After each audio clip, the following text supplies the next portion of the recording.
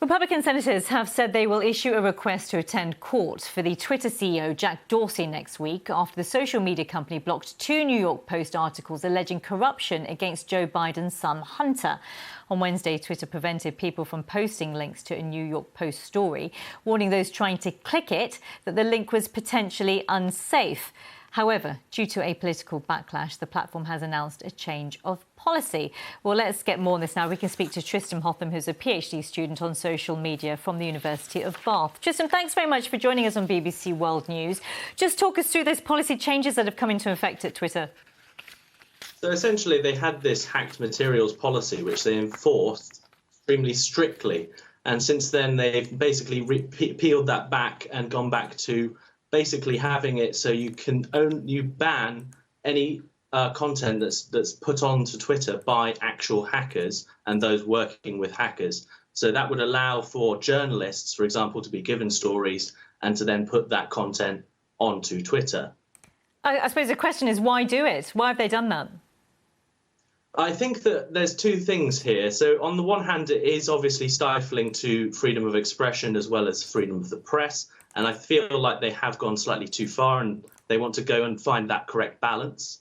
And then on the other hand, there is this pressure from the right. And Twitter has a lot of right-wing and right-leaning users. And so they have that pressure there to also accommodate them. And I think that they see themselves as a forum.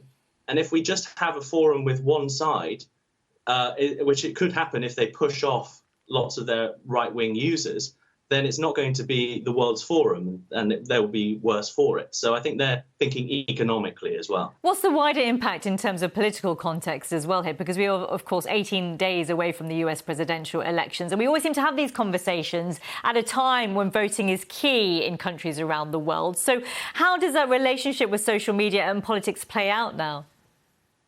I mean, it makes me incredibly frustrated that every election we seem to have, we have this debate about privacy versus freedom of expression. And these are such important questions. We should be having this debate during a lull, not during election season. And we should have policies that are enforced and placed by social media companies and governments that we know where we stand.